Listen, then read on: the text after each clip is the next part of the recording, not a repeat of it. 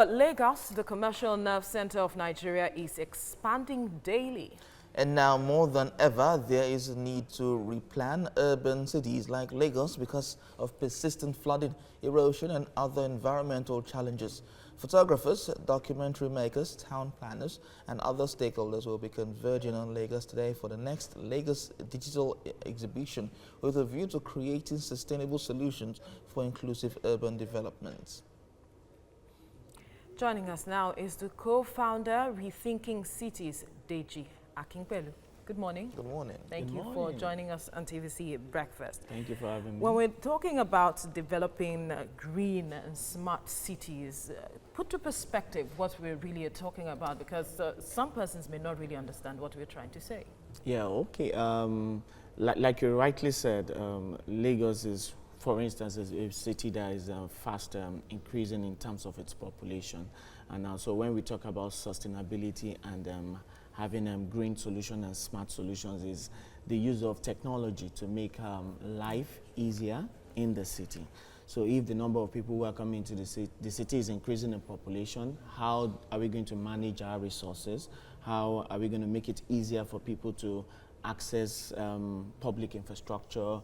How are we going to make it easier for them to have access to transportation, water, and all of that? So by the use of technology to access these services is what you simply refer to as building smart cities. On the other side of it is also coming up with ideas that are environmentally friendly.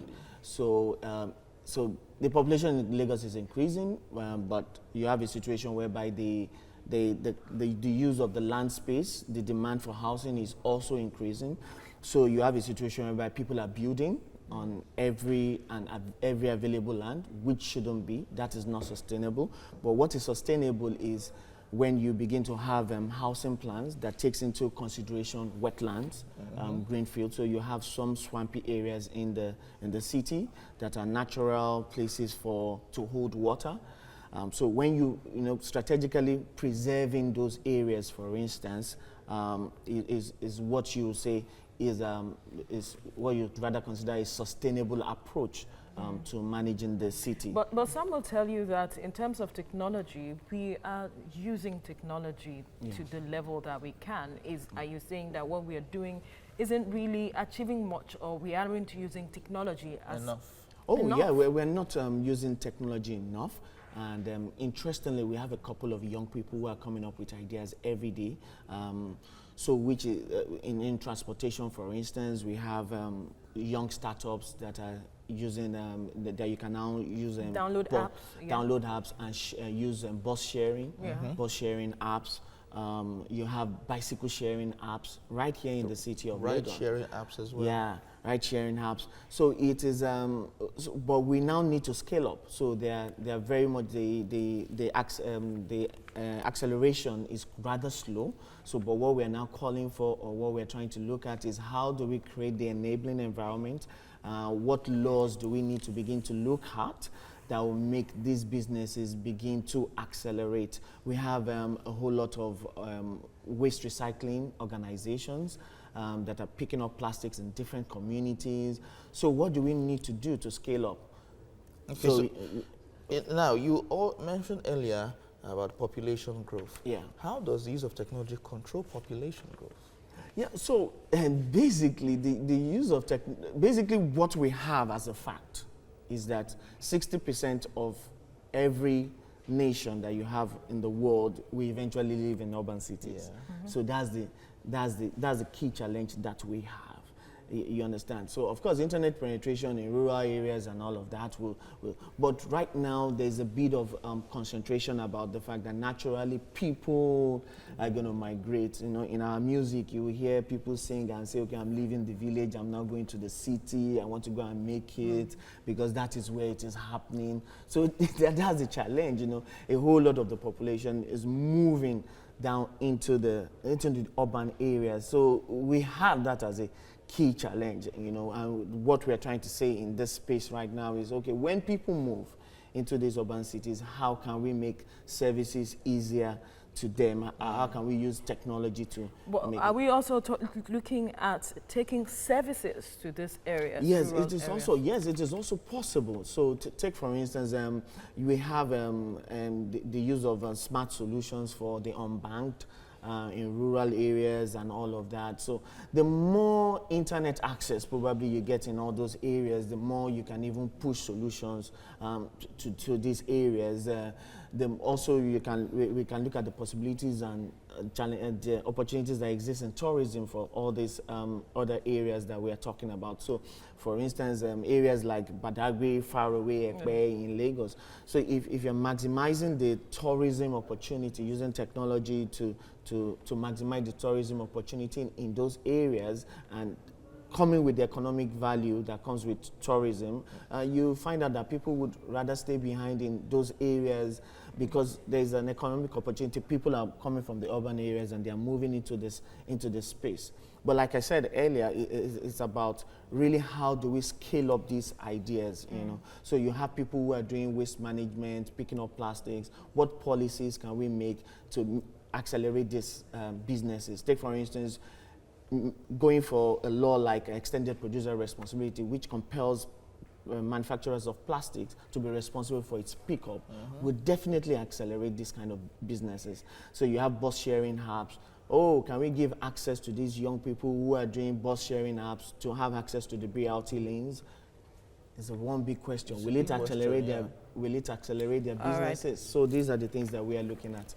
Before we go to what the conference is focusing on or what it's about, we know that there are young Nigerians who are developing apps that could scale up issues of technology, using the technology to develop smart cities or make Lagos smarter, even across the country beyond Lagos. But then there are policies that needs to be put in place that will ensure the scaling up of all of this that we're talking about. How is your organization engaging stakeholders, the authorities, to ensure that the right policies are put in place? Well, that's a very, very important question. Policy.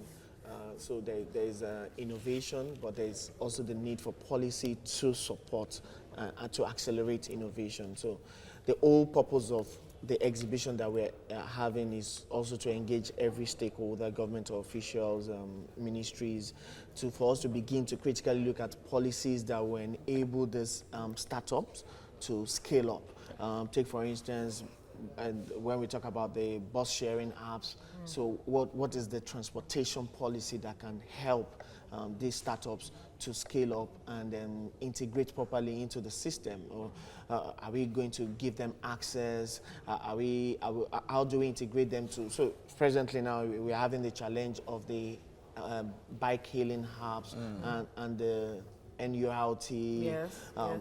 So we have to have a sit down and begin to categorically look at what we need to do. Definitely technology is here to solve a whole lot of problems for us, clearly. So we have to give it a safe landing through the laws that we make. So waste recycling, for instance, extended producer responsibility is one key policy that we need to see implemented, compelling producers of plastics to support this initiative to do plastic callbacks. So you have there's the government agency called NESRA, and we have the EPR policy, and we have to begin to look at it, make it into a law, compelling these organizations to tell us exactly what's the amount of plastics that you produce into the city, how much annually do you want to call back? Okay, we want to call back 5%, we want to call back 10%. How are you going to do this? We're going to work with startups in the recycling business to call back this certain percentage. At the end of the year, you give us a report to say, okay, we're able to call back this. Next year, what are we going to do? This is how we can, through policies, scale up these startups. And in different across different sectors of the economy. Okay, so how important is it? Because how will it ensure economic prosperity for a state like Lagos? Green job creation is one big thing in the space of innovation. So as the startups are kicking off, they're employing more people. You are even changing the modus operandi of how things are being done. So you can imagine the number of young people that have been hired using apps like Uber, using there's the bus sharing app called Waka Plenty. So you're engaging. So it's about green jobs that you're creating in the entire value chain. And even revenue for the government, although we are very, very big on, okay, giving the startups safe landing, tax holidays, incentivize them. I think what is being done is much more important than profitability. But first of all, the fact that these businesses are coming up and they are giving us sustainability in our environment. Absolutely, Deji Akinpelu. Thank you for your time on TVC Breakfast.